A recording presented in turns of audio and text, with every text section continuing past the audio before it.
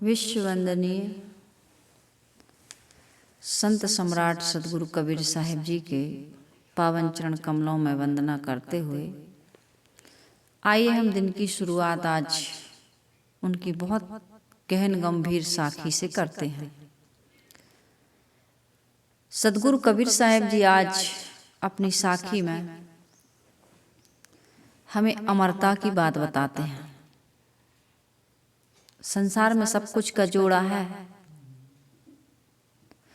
सब कुछ का जोड़ा है संसार में, लेकिन एक चीज का जोड़ा नहीं है। किस चीज का जोड़ा नहीं है? विष का जोड़ा अमृत नहीं है। संसार में जहर तो मिलता है, जहर मिलता है कि नहीं मिलता?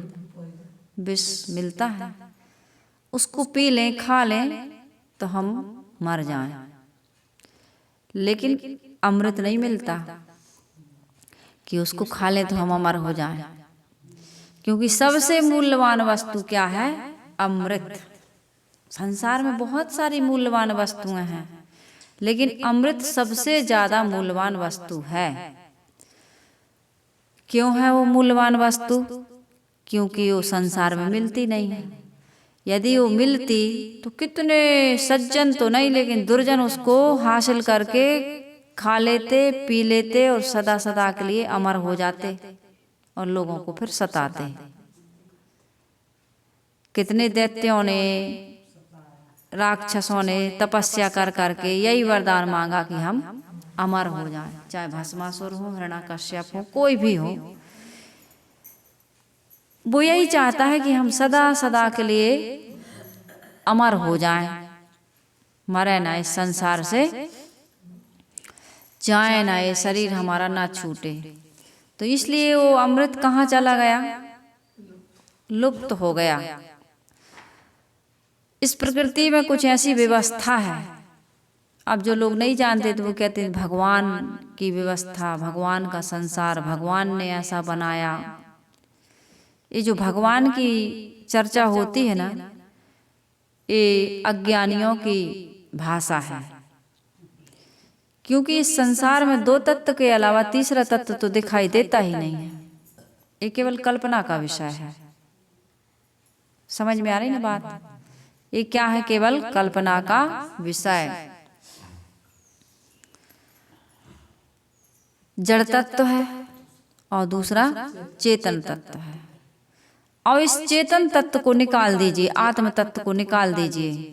संसार में यदि आत्म तत्व को निकाल करके हम विचार करें तो ये देवी, ये देवता, ये भूत प्रेत जिनकी हम कल्पना करते हैं, ये भगवान, ये धर्म ग्रंथ, ये 4 वेद, 6 शास्त्र, 18 पुराण, उपनिषद है, जितने भी ग्रंथ हैं, जितने भी मत हैं, पंथ हैं, संप्रदाय हैं, जो भी ज्ञान विज्ञान का विकास हो रहा है, ये आत्मा के अलावा जड़ प्रकृति में ये संभव नहीं है।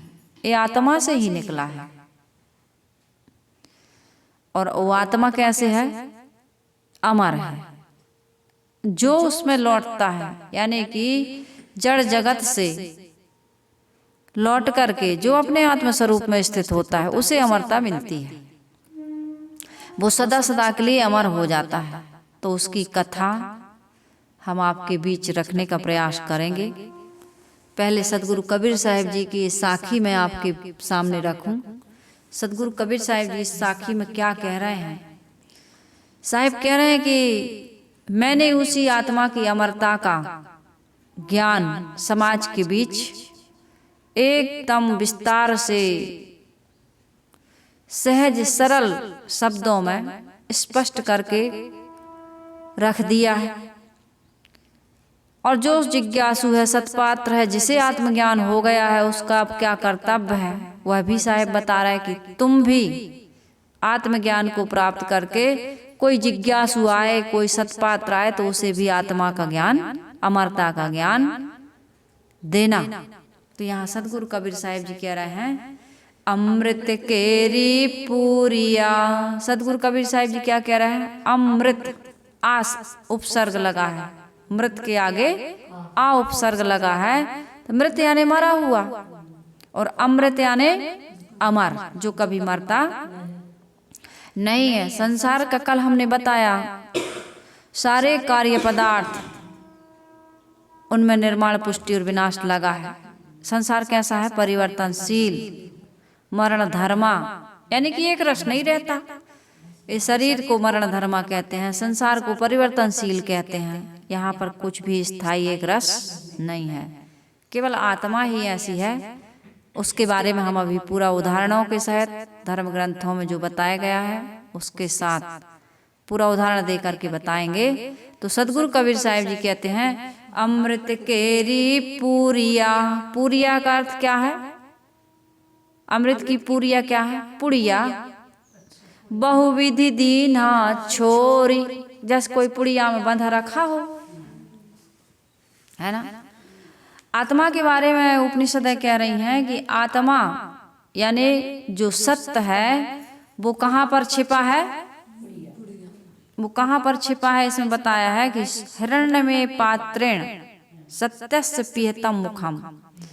सत्य का जो मुंह है वो सोने के समान चमकते हुए पात्र से ढका है। सत्य उजागर नहीं है, कीमती वस्तु उजागर नहीं रहती है। जैसे महिलाओं को कहते हैं कि भाई पर्दे में रहो, जैसे कहते हैं पिता के संरक्षण में रहो, जवान हो गई तो पति के संरक्षण में रहो, बूढ़ी हो गई तो पुत्र के संरक्षण में रहो। जैसे हीरा है, मोती है, सोना चांदी है, ये सब कहाँ रहता है? इसको कैसे रखते हैं अपन? छिपा के रखते हैं कि नहीं रखते हैं? इसी प्रकार से हमारी जो आत्मा है वो कैसी है? हिरण्यमेन पात्रेण सत्यस्य पिहतम मुखम। सत्य का मुख किससे ढका हुआ है? सोने के समान चमकते हुए बर्तन से। अर्थात इस संसार की चमक दमक में हम अपने आत्म भाव को, आत्म स्वरूप को, आत्मज्ञान को, आत्मस्थिति को भूल चुके हैं। तो सदगुरु कबीर साहब तो ऐसे नहीं थे कि वो भूल जाएं अपनी सार वस्तु को, सत्य वस्तु को। कबीर साहब जी हों चाहे संसार के अन्य महापुरुष, इसलिए तो पूजनीय है, इसलिए तो वंदनीय है, इसीलिए तो स्मरणीय है। आज हम महापुरुषों की याद करते हैं कि नहीं करते? उनको श्रद्धा से अपनी भक्ति, अपना समर्पण सब उनको समर्पित करते हैं कि नहीं करते हैं? तो यहाँ पर सदगुरु कबीर साहब जी उसको पुरिया को खोल रहे हैं। अमृत केरी पुरिया और बहुविधि दीन्हा छोरी। बहुविधि, बहुत प्रकार से समझाया साहब ने, कई उदाहरणों से, उलटवासियों से, उदाहरणों से, कई प्रकार से सदगुरु कबीर साहिब जी ने हम सबको एक ज्ञान दिया, उपदेश दिया, समझाया कि तुम आत्मा पर ध्यान केंद्रित करो, क्योंकि आत्मा ही संसार में सर्वाधिक मूल्यवान वस्तु है। आत्मा के समान कोई नहीं, फिर आत्मा से महान कैसे हो सकता है? तो यहाँ पर सदगुरु कबीर साहब जी कह रहे, यही बात यहाँ पर इसमें मंत्र में कैन उपनिषद में कहा गया है कि हिरण्यमेन पात्रेण सत्यस्य पिहतम मुखम तत्त्वं पूषन्न पावृणु सत्य धर्माय दृष्टये। मतलब उसका साक्षात करने के लिए हमें क्या करना पड़ेगा? जो दुनिया की चकाचौंध है, ये चकाचौंध क्या क्या है? धन है, पुत्र है, परिवार है, जवानी है, भोग है, ऐश्वर्य है, इन सब का हमें क्या करना पड़ेगा? अपने आप को इससे दूर करना पड़ेगा, हटाना पड़ेगा। इसका आकर्षण बना रहेगा तो आत्मा का अनुभव, आत्मस्थिति नहीं हो सकती। छोटे छोटे सुखों में हम अपने आप को उलझा करके रखेंगे तो बड़ा सुख, यानी कि अमरता का सुख मिलने वाला, आवागमन से मुक्ति का सुख, आनंद का सुख, स्थायी चिरस्थायी आनंद, जहाँ पर सुख दुख के द्वंद्व, हानि लाभ के द्वंद्व, हर्ष शोक के द्वंद्व, मिलन वियोग के द्वंद्व, जन्म मृत्यु का द्वंद्व नहीं है। ऐसा सुख चाहिए ना हमको। संसार में सब कुछ है लेकिन वही सुख नहीं है। तो यहाँ पर सदगुरु कबीर साहिब जी कहते हैं, अमृत केरी पूरिया बहुविधि दीन्हा छोर, आप सरीखा जो मिले ताहि पिया वह घोर। साहिब जी कहते हैं यदि तुम्हें ये ज्ञान हो जाता है तो तुम्हारा कर्तव्य आगे और बनता है, तुम दूसरों को ये ज्ञान दो। जैसे कोई शक्कर घोल के पिला दे तो बात समझ में आती है। तो यहाँ पर सदगुरु कबीर साहिब जी कहते हैं, मैंने सार निकाल करके वेदों का, धर्मशास्त्रों का या जीवन का सार निकाल करके तुम्हें बता दिया है कि आत्मा ही संसार में सर्वश्रेष्ठ वस्तु है और कुछ भी सर्वश्रेष्ठ यहाँ पर नहीं, और उसी से तुम विमुख हो। इसलिए सदगुरु कबीर साहिब जी कहते हैं कि अमृत संसार में सबसे श्रेष्ठ वस्तु है। जैसे कोई बहुत मीठा बोलता, अमृत का शब्द सुनते ही मन में, देखो अमृत हमको कभी मिला नहीं, कभी उसका स्वाद चखा है क्या? देखा नहीं है, बस सुने हैं अमृत अमृत अमृत, और उसका नाम सुनते ही मन में बड़ा सुंदर भाव जगता है, एक आकर्षण पैदा होता, अमृत। जैसे कोई बहुत मीठा बोलता है तो कहते भैया उसकी वाणी में तो अमृत है। अपने स्वाद के अनुसार भोजन मिल जाता है तो कहते हैं आज का भोजन तो भैया अमृत है। कहते हैं कि नहीं कहते हैं? उस अमृत की तरफ हम सब आकर्षित हैं। किसी के मीठे वचन सुन लिए तो अमृत, मीठा भोजन मिल गया तो अमृत, तुम्हारा मिलना तो हमारे लिए अमृत के समान हो गया। आज तो ऐसे लग रहा जैसे अमृत मिल गया हो। तो अमृत दो प्रकार से समझना है, व्यवहार में भी अमृत चाहिए हमको और अध्यात्म में भी अमृत चाहिए। अध्यात्म का अमृत हमारी आत्मा है और व्यवहार का अमृत, सदगुरु कबीर साहिब जी क्या कह रहे हैं, व्यवहार का अमृत है कि हमारे अंदर में इच्छाएं, कामनाएं, वासनाएं ये न रह जाएं। जब तक इच्छाएं हैं, कामनाएं हैं, वासनाएं हैं, तब तक हमारे जीवन में अमृत का अनुभव नहीं हो सकता है। सिद्धांत में तो जीव अमृत है, लेकिन व्यवहार में इच्छा का त्याग अमृत है। इच्छा ही आशा ही परमम दुखम, नैराश्यम परमम सुखम। इच्छाएं, आशाएं, वासनाएं, तृष्णाएं, कामनाएं, चाहना, यही तो हमको भटका रही हैं, हम समझ नहीं पा रहे हैं। तो यहाँ पर सदगुरु कबीर साहिब जी 10वीं रमैनी की साखी में भी कह रहे हैं इस अमृत के बारे में कि अमृत वस्तु जाने नहीं। रमैनी में साखी है ना, तो उस 10वीं साखी में सदगुरु कबीर साहिब 10वीं रमैनी की साखी में कह रहे हैं कि अमृत वस्तु जाने नहीं। आदमी अमृत वस्तु नहीं जान रहा। मगन भया सब लोय, मगन हो गए संसार के विषय वासनाओं में, भोगों में, लेकिन ये क्षणिक है, थोड़े दिन के लिए। अल्प सुख दुख आदिउ अंता, और मन भुलान में घर में मनता। अल्प सुख में ये उन्मत्त हाथी की तरह हमारा मन बना हुआ, छोटे छोटे सुख में। रसगुल्ला मैंने कल बताया, खाओगे तो पहले रसगुल्ले में जो स्वाद आएगा दूसरे में नहीं आएगा, तीसरे में और घट जाएगा, चौथे में बिल्कुल घट जाएगा, और 5वां खाओगे कैपेसिटी के अनुसार, 5वां खाओगे, 6वां खाओगे, 7वां खाओगे। कितने लोग 20-20, 25-25 खा जाते हैं, मैंने सुना। वो पता नहीं भाई कैसे खाते हैं, लेकिन आकर्षण समाप्त हो जाता है, स्वाद घट जाता है। इसी प्रकार संसार के भोग, ये प्राणी पदार्थ, सदगुरु कबीर साहिब जी कहते हैं कि अमृत वस्तु जाने नहीं, मगन भया सब लोय। अमृत वस्तु को ना जानकर संसार के क्षणिक सुखों में आदमी मगन हो गया है, धन में, पुत्र में, परिवार में, और अंत में क्या मिलता है उसको? क्या मिलता है? पश्चाताप। पछताता है वो, कहता है रोते रोते आए थे, शिकायत करते करते जिए, और अंत में पश्चाताप करते हुए मर गए कि हाथ में कुछ नहीं आया, जो मिला था यहीं पर छूट गया। आदमी ने वो कमाया जो यहीं पर बांट लिया जाता है, छीन लिया जाता है, लूट लिया जाता है, या आदमी स्वयं छोड़ करके चला जाता है, लेके नहीं जा सकता। जाता है कोई आदमी लेकर के जाता है, गांठी बांध खर्च नहीं पठियो, और बहुर न कियो फेरा। न गांठ में बांध के कोई ले जा सकता है, न भेजा सकता है, और ना हम इधर लौट करके फिर से आ सकते हैं। तो साहिब कह रहे हैं अमृत वस्तु जाने नहीं, मगन भया सब लोय, कहीं कबीर कामो नहीं। कामो नहीं मतलब जिस व्यक्ति के जीवन में कामना नहीं है, चाहना नहीं है, जरूरतों की पूर्ति तो हो रही है, कामना के बिना भी होगी।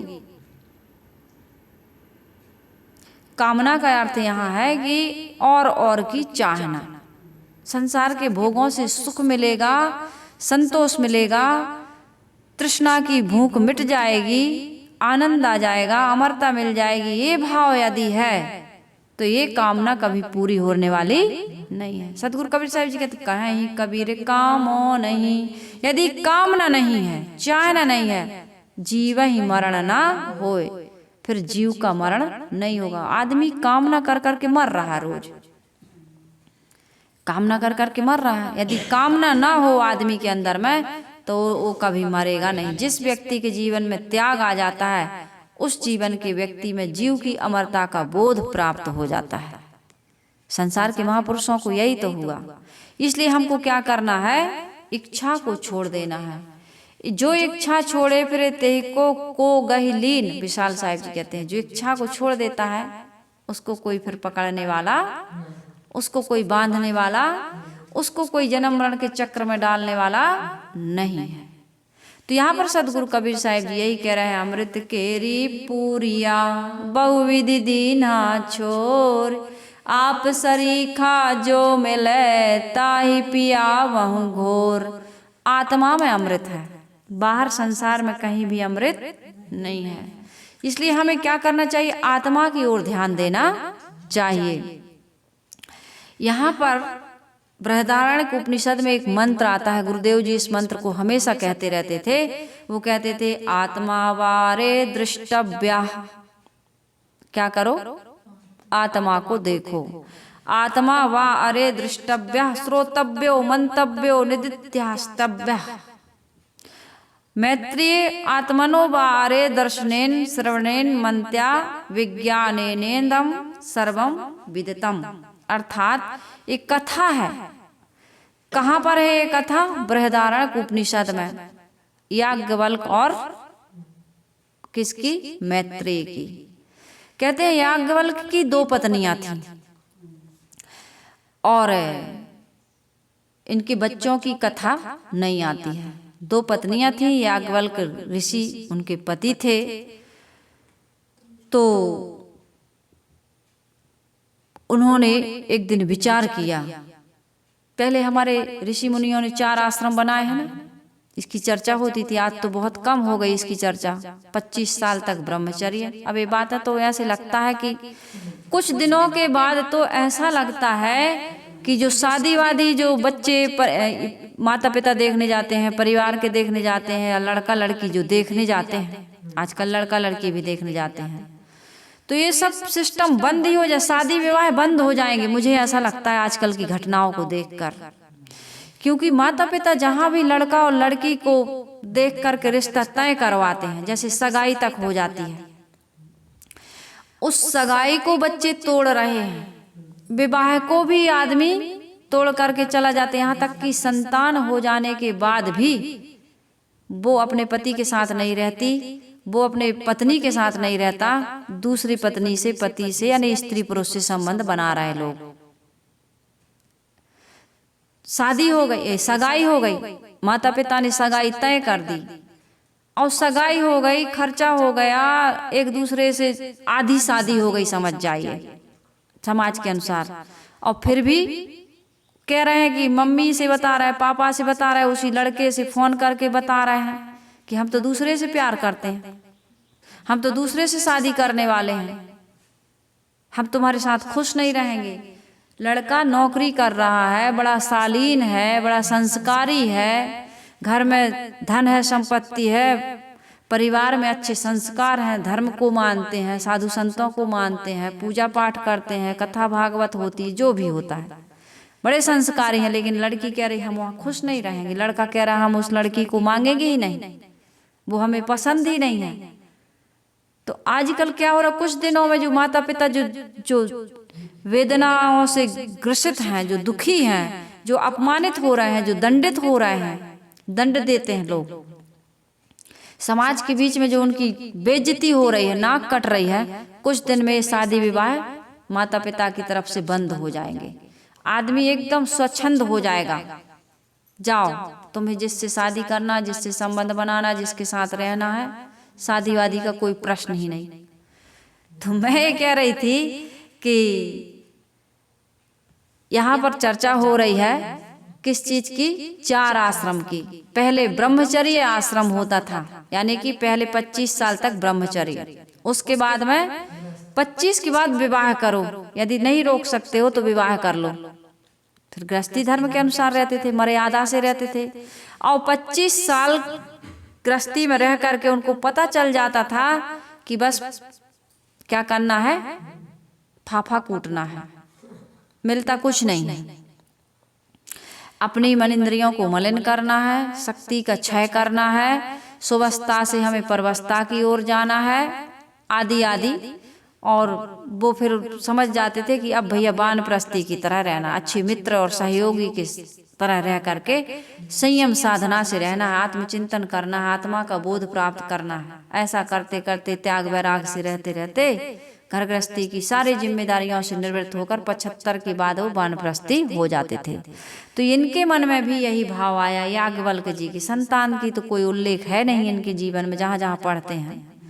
तो इन्होंने दोनों पत्नियों को बुलाया, है ना, कि भाई ऐसा है, अब हम क्या कर रहे हैं, संन्यास लेने जा रहे हैं।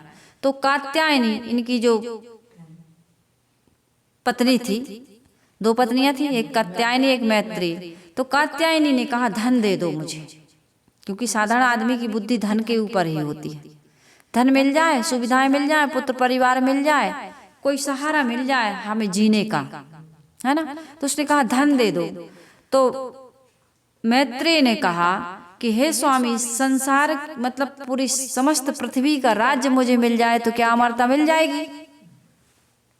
तो मैत्रेय जी ने कहा कि देखो, इन्होंने याज्ञवल्क्य जी ने मैत्रेय जी से कहा कि अमरता मिलने वाली धन से, पुत्र से, परिवार से, संसार के भोगों से अमरता मिलने वाली नहीं है। तो कहे अमरता कैसे मिलेगी? तो याज्ञवल्क्य जी ने कहा आत्मा वा अरे दृष्टव्या, अर्थात आत्मा को देखो। जो दृश्यों को देख रहा है वो सुखी नहीं हो सकता। देखने वालों को जो देखता है, दृश्य को देखने वाले को जो देख लेता है, वो कौन है? अपनी आत्मा। वो सुखी होता, वो अमर होता है। आपने सुंदर वस्त्र पहने, गहने पहन लिए, है ना, सुगंध लगा ली, लेकिन आईने में चेहरे को नहीं देखा तो क्या मतलब? आप कैसे दिख रहे हैं? आपने सुंदर सुंदर कपड़े पहने, सुंदर सुंदर गहने पहने, सुंदर सुगंधित द्रव्य लगाया, लेकिन दर्पण नहीं देखा। दूसरा तो आपको देख रहा है, लेकिन आपकी सुंदरता को आप नहीं देख पा रहा है। तो इस सजावट का क्या मतलब? कोई मतलब है? आपको तो कोई ज्ञान नहीं कि आप कितने सुंदर हैं। इसी प्रकार से आत्मा क्या है? हमारा आईना, हमारा दर्पण। जब तक आत्मा को नहीं जाना जाता है तब तक हमारा जीवन कैसा रहता है? अधूरा, पूरा नहीं होता है। इसलिए तो अंदर में भूख है, अंदर में बेचैनी है, संतोष नहीं है, अधूरापन, खालीपन है। श्रोतव्य, आत्मा को सुनो। आत्मा को सुनना क्या है? सत्संग को सुनिए, शास्त्रों को पढ़िए, गुरुवाणी सुनिए। जैसा अभी तक आप सुन रहे हैं, सत्संग सुन रहे कि नहीं सुन रहे? तो आत्मा वा अरे दृष्टव्या, देखने वाले को देखो। फिर मंत्र क्या कहता है? श्रोतव्या, अर्थात सुनो, है ना। सुनने,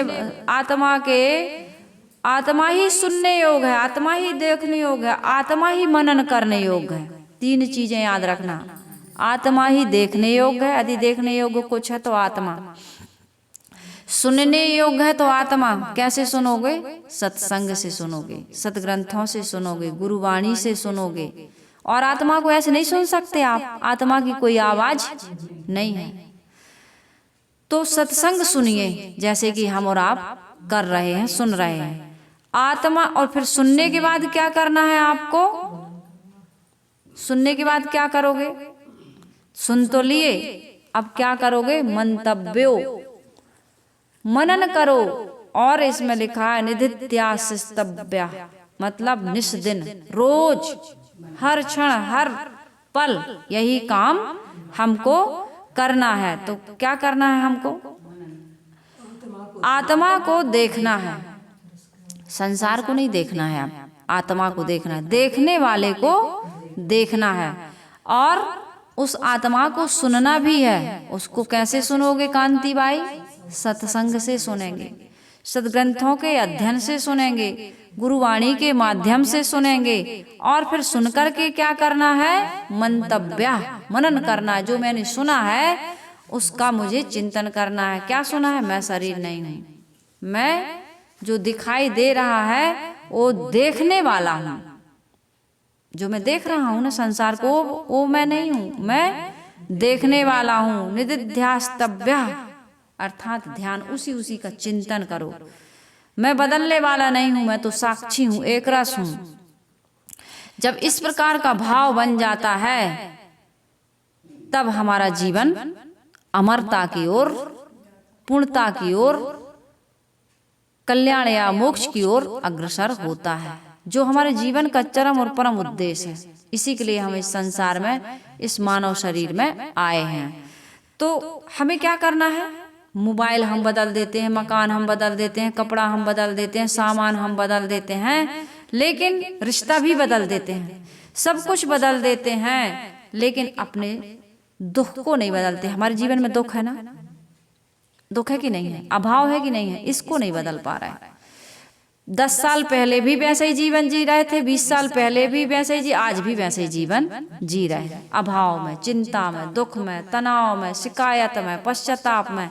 हमको ऐसा जीवन नहीं जीना। जब सब कुछ बदल सकते हैं तो अपने जीवन को भी हम बदल सकते हैं। बाहर खोज नहीं, उपनिषद कहती है भीतर खोजो। बाहर कुछ नहीं मिलेगा। बाहर क्या मिलेगा? जड़ पदार्थ, जड़ जगत जो बनने बिगड़ने वाला है। आज तक बाहर से क्या मिला? ईश्वर मिला, ब्रह्म मिला, परमात्मा मिला, सुख मिला, शांति मिली, तृप्ति मिली, संतोष मिला। क्या मिला? कुछ भी नहीं मिला। केवल यही धूल धड़क्का मिला। संसार का जो कुछ भी एक निर्मित कार्य पदार्थ है वही मिला। तो इसलिए बाहर मत भागो, जिसे ढूंढ रहे हो तुम वही तुम हो। उपनिषद ये कहती हैं 5 मिनट शांत बैठ करके विचार करो, देखो कि मैं कौन हूं। सुनने वाला कौन, देखने वाला कौन, विचार करने वाला कौन? इस पर जब ध्यान केंद्रित होगा, और केवल देखना बस नहीं है, फिर धीरे धीरे मौन होना है। अंतर यात्रा, पुत्र धन यश सब साधन है, साध्य केवल हमारी आत्मा है। ये साधन क्यों बटोरते हैं हम? अपनी आत्मा के लिए, लेकिन इनमें पूर्णता नहीं है। कबीर साहब की गहरी सीख और भागवत की कथा, उपनिषदों का संदेश हमें यही ज्ञान दे रहे हैं कि आत्मा को देखो, आत्मा को जानो और आत्मा में ठहर जाओ। कबीर साहब क्या कहते? मोह को कहाँ ढूंढे बंदे, मैं तो तेरे पास में। मोह को कहाँ ढूंढे रे बंदे, मैं तो तेरे पास में। बहुत सुंदर भजन है, इसको यूट्यूब पर निकाल करके सुनना। सदगुरु कबीर साहब जी कह रहे हैं कि मुझे तू बाहर कहाँ खोज रहा, मैं तेरे पास, मतलब अर्थात मैं ही तो हूँ। मुझे बाहर खोजने की आवश्यकता नहीं है। कबीर साहब जी कहते पानी में मीन प्यासी, मुझे सुन सुन आवे हांसी। बाहर खोजने की आवश्यकता नहीं है। परीक्षित राजा 7 दिन में जिनकी मुक्ति के बारे में कथा हम सुनते हैं, उन्होंने सोचा मैं राज को बचाऊं कि पुत्रों को राज सौंप दूं कि यज्ञ करूं कि दान करूं, क्या करूं? मरते समय मनुष्य को क्या करना चाहिए? सुखदेव मुनि से परीक्षित राजा पूछते हैं कि हे गुरुदेव, मरते समय मनुष्य को क्या करना चाहिए, क्या कर्तव्य उसका? मरते समय एकदम मृत्यु की बेला में राज्य सौंपना चाहिए कि दान यज्ञ करना चाहिए कि इसको बचाना चाहिए, किसी को नहीं सौंपना चाहिए? तो सुखदेव मुनि कहते हैं कुछ भी नहीं करना चाहिए, आत्मपरायण हो जाओ। अब तुम क्या हो जाओ? भगवान का चिंतन करो, भगवत चिंतन, अपने स्वरूप का बोध प्राप्त करो। और जिस दिन तुम्हें अपने स्वरूप का बोध प्राप्त हो जाएगा, आत्मा का चिंतन शुरू हो जाएगा, उस दिन कुछ बचाने की आवश्यकता नहीं रहेगी। यहाँ तुम कुछ लेके नहीं आए थे जो तुम्हें बचाना है, कुछ लेके नहीं आए थे जो तुम दूसरे को कुछ सौंपोगे। यहाँ का यहीं छोड़ के बस चले जाओ, दुनिया के लोग उसका उपयोग करेंगे जैसे तुमने किया। इसलिए आत्मपरायण हो जाओ। आत्मा बारे दृष्टव्या, आत्मा का चिंतन करो। हिरण्यकश्यप और प्रहलाद की कथा भी यही बताती है। हिरण्यकश्यप कहते हैं कहाँ है तुम्हारे भगवान? तो प्रहलाद क्या कहता है? हरि है सर्वत्र समाना, ईश्वर है सर्वत्र समाना, और प्रेम ते प्रकट हो ही मैं जाना। भगवान सब का ही है, भगवान तो सबके घट में बैठा हुआ है। कबीर साहिब जी कहते हैं हृदय बसे ते ही राम न जाना। सबके हृदय में बसने वाला राम है ना। घट घट भीतर जो बसे ताका नाम खुदाए, जो सबके अंदर बैठा हुआ है, जो सबके हृदय में वास कर रहा है। इसलिए उपनिषद कहती हैं आत्मा को देखो, आत्मा बारे दृष्टव्यो। इसलिए तीनों की मंजिल एक है, बस रास्ता अलग अलग है ना। कबीर कहते हैं घट घट में है, उपनिषद कहती हैं आत्मा को देखो, और भागवत कहती है कण कण में नहीं, कहाँ का है? ईश्वर है सर्वत्र समाना, सब कहीं भगवान बसा हुआ है। अर्थात सभी देहधारियों के अंदर में आत्मा रूपी परमात्मा निवास कर रहा है। आत्मा के निकाल देने पर कोई ईश्वर, कोई ब्रह्म, कोई परमात्मा शेष नहीं रहता। इसलिए आत्मा को उपनिषदें कहती हैं जानो, कबीर कहते हैं पहचानो, और भागवत कहती है कि उसमें लीन हो जाओ। उपनिषद क्या कह रही हैं? जानो, आत्मा को जानो। और कबीर साहिब जी क्या कह रहे हैं कि पहचानो। बिना विवेक के तुम भटक जाओगे, पहचानने की आवश्यकता है। और भागवत कहती भाई जो जाना है, जो पहचाना है, उसमें तुम लीन हो जाओ, अपने आत्मा में लीन हो जाओ। जानना, पहचानना, लीन होना, यही क्या कहलाता है? मोक्ष। यही कहलाता है अमृत तत्व की प्राप्ति। इसलिए अमृत को प्राप्त करना चाहते हो तो भाई आत्मा का दृष्टा बनना पड़ेगा। अब लोग कहते हैं समय नहीं है, ज्यादातर माता बहनें कहती हैं समय नहीं है। एक गांव में एक सावित्री नाम की स्त्री रहती थी। घर गृहस्थी में पूरी तरह से वो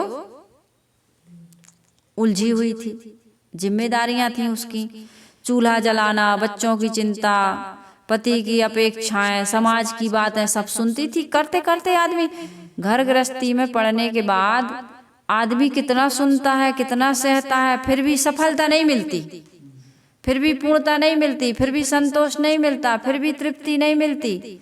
उसे कोई पुरस्कार थोड़ी मिलता है, उसे तिरस्कार ही मिलता है।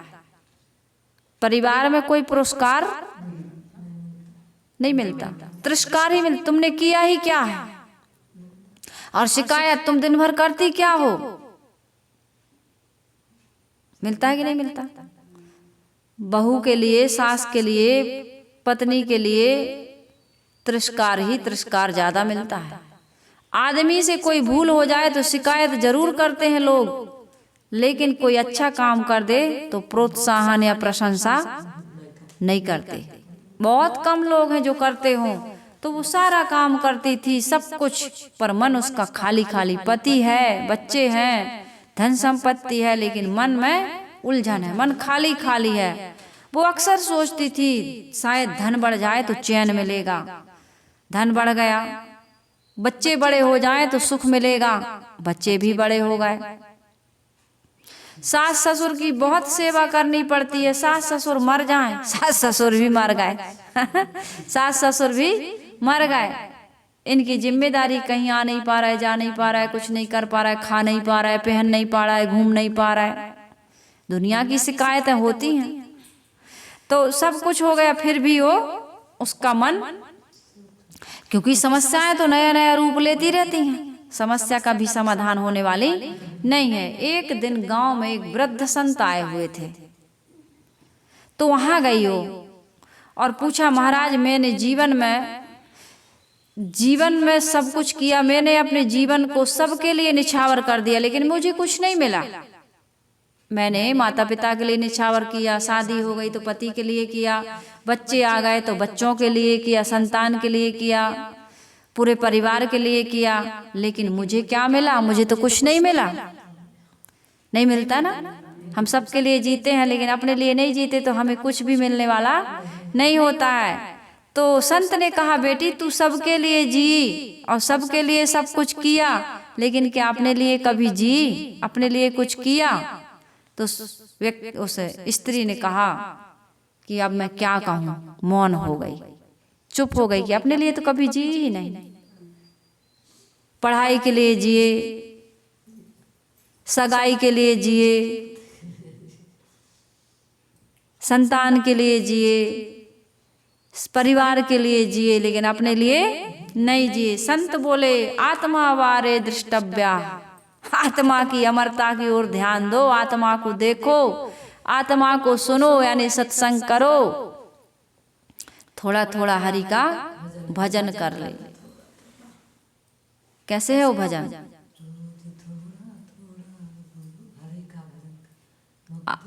मुक्ति का कोई तू जतन कर ले और रोज थोड़ा थोड़ा हरि का भजन कर ले। करते हो हरि का भजन थोड़ा थोड़ा?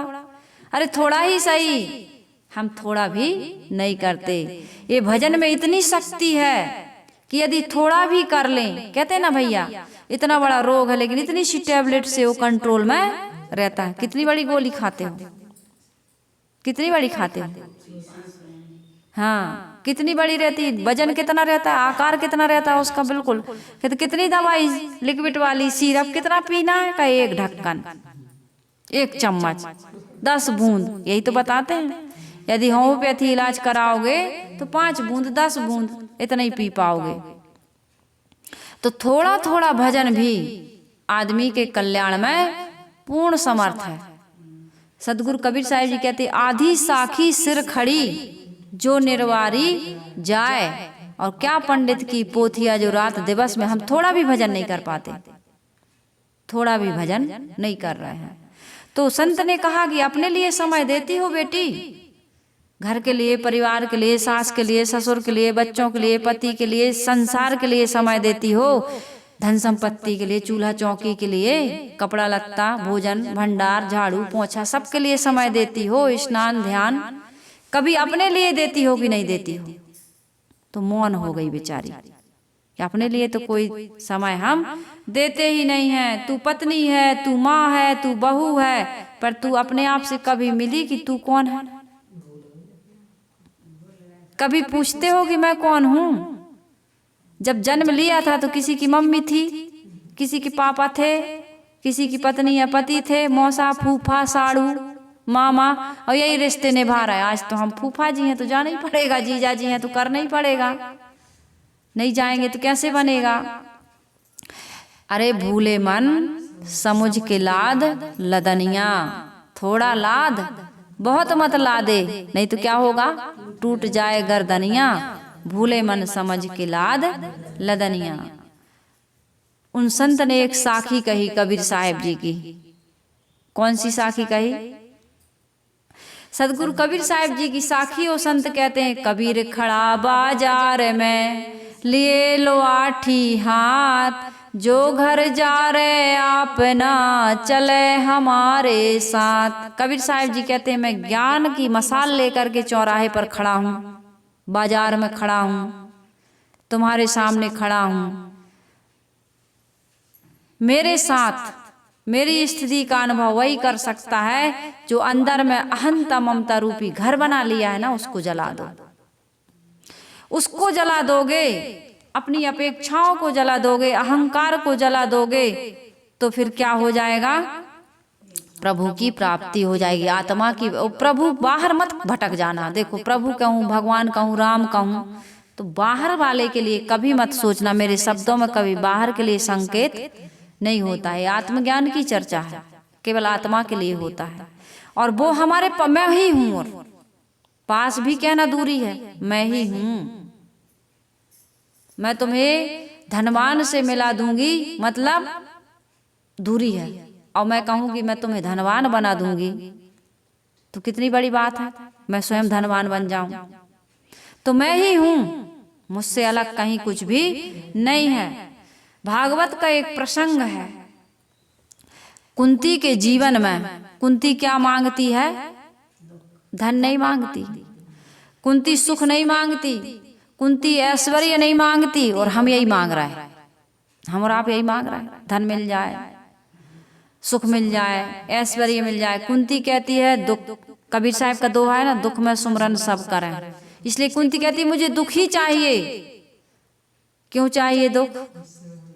कुंती को दुख क्यों चाहिए और हमें दुख क्यों नहीं चाहिए? हम सुख इसलिए चाहते हैं पुत्र परिवार धन संपत्ति में, क्योंकि प्रभु को विस्मरण करना चाहते हैं, आत्मा का ज्ञान नहीं प्राप्त करना चाहते, इसलिए। और कुंती कह रही है कि हे केशव, यदि दुख में आप साथ देते हैं तो मुझे तो आपका साथ चाहिए, दुख भले रहे, क्योंकि मेरा तो ध्यान कहाँ रहेगा? केशव में।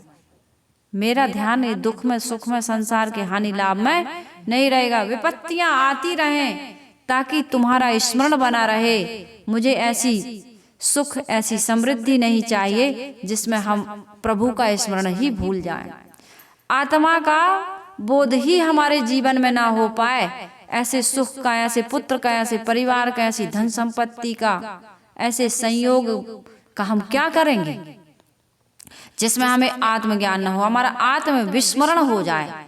ऐसा सुख हमें नहीं चाहिए। कुंती कहती है न घर चाहिए, न रिश्ते चाहिए, न कर्तव्य चाहिए, बस एक चीज चाहिए, क्या? जो हमें आत्मा से जोड़ दे। 5 मिनट का मौन, सत्संग, दृष्टाभ्यास, और जो संतों से हमने सुना है उसका मनन और चिंतन, उसकी याद, उसका स्मरण, ये हम कभी ना भूलें। हमारे जीवन में दुख किस चीज से आता है? चिंतन से। जब किसी विषय पर हम सोचते हैं और सोचना हमारा ऐसा होता है जो दुख का कारण होता है। क्या सोचते हैं? धन के बारे में सोचते हैं, हानि हो गई, फसल कम निकली, दुकान में घाटा हो गया, खेती बिजनेस व्यापार के बारे में सोचते हैं, पुत्र के बारे में, धन के बारे में, परिवार के बारे में, सास ससुर, यही तो सोचते हो। और यहाँ से क्या मिलता है? क्या मिलता है? दुख। जब हम ऐसा सोचना शुरू कर देते हैं तो हमारा जीवन क्या हो जाता है? दुखमय हो जाता है। तो ऐसा चिंतन नहीं करना है हमको। हमको क्या चिंतन करना है कि इनसे हमारा कोई संबंध नहीं है, और है तो क्षण भंगुर, क्षण स्थायी, इस थोड़े समय के लिए है। यहाँ हम अपने आप को देखने के लिए आए हैं, अपने आप में स्थित होने के लिए आए हैं। धीरे धीरे दुख हल्का होने लगेगा, अपेक्षाएं ढीली पड़ने लगेंगी, संसार का सारा बोझ नहीं लगेगा। इस संबंध नाते रिश्ते फिर हमारे लिए क्या बन जाएंगे? पूजा बन जाएंगे, पूजा, कर्तव्य निभाएंगे हम। और जो व्यक्ति कर्तव्य निभाता है उसके लिए सारा कर्म क्या बन जाता है? क्या बन जाएगा? पूजा। भोजन बनाना पूजा, झाड़ू लगाना पूजा, कपड़े धोना पूजा, पति की सेवा करना पूजा, बच्चों की जिम्मेदारी निभाना पूजा, सास ससुर की सेवा पूजा। ऐसा जीवन जीना, जो कुछ करूं सो पूजा। तो उपनिषद का आत्मबोध और कबीर की पहचान और भागवत की भक्ति हमें यही याद दिलाती है कि हमें आत्मा का दर्शन करना, यही है अमरता। सतगुरु कबीर साहिब जी कह रहे हैं, अमृत केरी पूरिया बहुविधि दीना छोर, आप सरीखा जो मिले ताहि पियावहु घोर। ये ज्ञान औरों को देना, अपने तक सीमित मत रखना।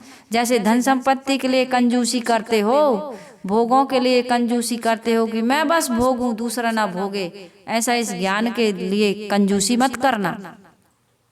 जिस ज्ञान को प्राप्त करके तुम अपने जीवन में सुख शांति और प्रसन्नता का अनुभव कर रहे हो, ये सुख शांति प्रसन्नता लोगों में तुम बांटते रहना। इसलिए क्या करना चाहिए? आपको घर छोड़ने की आवश्यकता नहीं है ना? आपको बस क्या करना है? सारा काम करते हुए आपको क्या करना है? एक काम और करना है। ये सारी चीजें छोड़ना नहीं है, इसमें एक काम और ऐड करना है। क्या काम ऐड करना है? हमको और आपको एक काम और ऐड करना है, प्रभु का स्मरण, सत्संग का श्रवण। दृष्टाभ्यास। एक काम यदि हमने एक काम और जोड़ दिया तो क्या हो जाएगा, हमारा सारा काम बन जाएगा। फिर मैं थकूंगी नहीं, चाहे घर का काम करूं, चाहे पुरुष लोग ऑफिस का काम करें, खेती का, बिजनेस का, व्यापार का काम करें। जब हम आत्म विस्मरण कर देते हैं, हमें सब कहीं से निराशा मिलती, तब हम थकते हैं। अरे पुत्र के लिए इतना किया, अरे पति के लिए इतना करते हैं, फिर भी शिकायत करता है। सास ससुर के लिए इतना करते हैं हम, फिर भी सास हमारी प्रशंसा नहीं करती, हमें कभी धन्यवाद नहीं देती है, हमें कभी प्यार नहीं देती है, हमें अपनापन का एहसास नहीं कराते हैं लोग, इसलिए हमारा मन थक जाता है। बच्चे छोटे रहते हैं, नौजवान लोग कितना काम करते हैं लेकिन थकते नहीं। लेकिन जिस दिन बच्चा कहता है कि तुमने हमारे लिए किया क्या है, उपेक्षा, उलाहना, उस दिन मन थक जाता है ना। अरे मर गए रे हम तो संसार में, इनके लिए अब कुछ भी करने का मन नहीं है। देख लिया भैया हमने, संसार से कुछ नहीं मिलता है, केवल शिकायत, उपेक्षाएं, अपमान, निंदा, यही तो मिलता है। अब कुछ करने का मन नहीं है, यही होता है ना। तो हमारे जीवन में थकान का अनुभव कब होता है, जब हमें लोग हमारी निंदा करने लगते हैं, हमारी प्रशंसा नहीं होती, हमें प्यार नहीं मिलता, तब हम दुखी हो जाते हैं। तो हमें क्या करना है, दुखी नहीं होना है। संसार के प्रति दृष्टि घुमा करके थोड़ा सा आत्मा के प्रति दृष्टि, संसार से अब हमको कुछ नहीं चाहिए, अपना कर्तव्य बस निभाना है। और जिस व्यक्ति का ये काम हो गया, उसके लिए सारा काम हो गया। तो हम सबको क्या करना है, क्या करना है भाई बताओ। इतनी देर तक हमने समझाया, क्या करना है।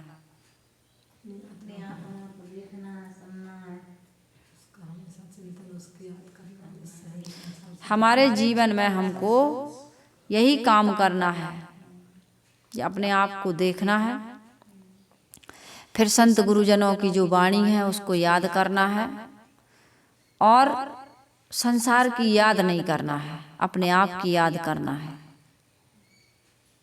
एक काम जो व्यक्ति करेगा उसको क्या मिलेगा, अमरता का अनुभव होगा।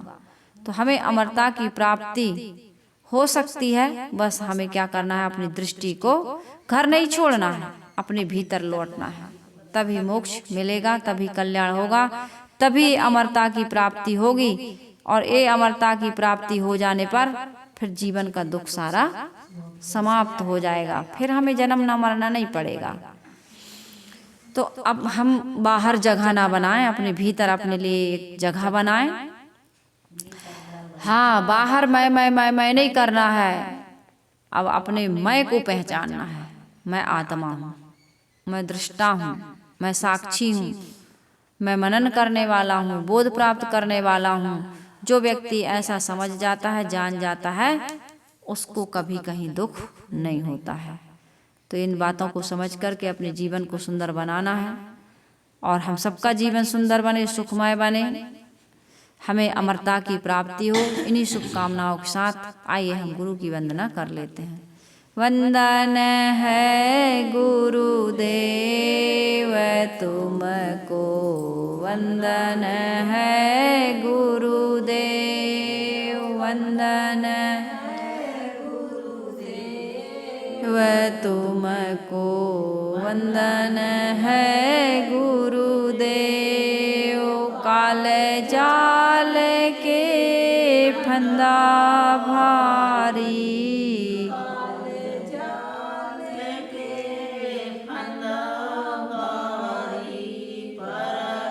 लखायो भेव तुमको, परख लखायो भेव तुमको। वंदन है गुरु, वंदन है गुरुदेव तुमको, वंदन है गुरुदेव। वेद शास्त्र सब खोजत हारे, वेद शास्त्र सब खोजत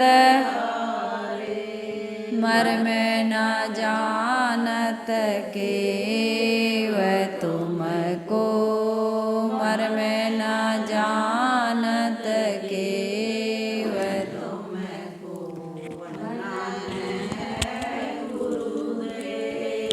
वंदन है गुरुदेव तुमको वंदन है गुरुदेव। गुरु समान और को दाता गुरु समान और को दाता था कि करिए सेव तुमको ताकि करिए सेव तुमको। वंदन है गुरुदेव वंदन है गुरुदेव तुमको वंदन है गुरुदेव। साहिब कबीर अभय पद दाता साहिब कबीर अभय पद दाता। पुराण परख समेव तुमको पुराण परख समेव तुमको। वंदन